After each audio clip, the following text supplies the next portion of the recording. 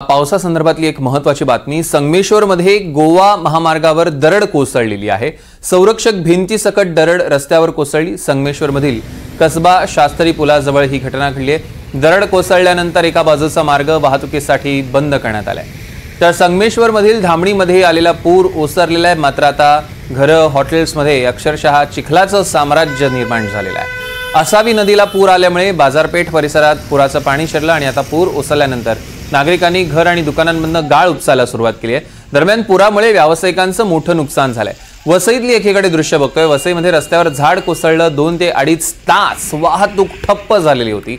झाड कोसळल्यानं दोन्ही बाजूंची वाहतूक ठप्प झाली। शाळकरी मुलं, चाकरमानी 2 ते 2.5 तास वाहतूक कोंडीत अडकलेले होते।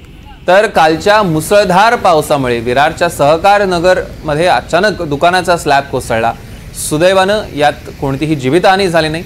पालिका, आपत्ती व्यवस्थापन विभाग आणि पोलीस प्रशासन यांनी घटनास्थळी पोहोचून पडलेला मलबा हटवण्याचं काम सुरू केलं।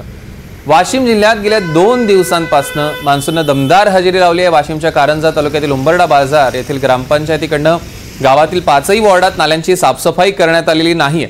नाल्यांमध्ये साचलेला गाळ आणि कचरा पावसामुळे थेट रस्त्यावर आला। रस्ते चिखलानं, दुर्गंधीनं भरून गेलेले आहेत। सगळ्या परिसरामध्ये घाणीचं साम्राज्य, अस्वच्छतेचं वातावरण निर्माण झालं।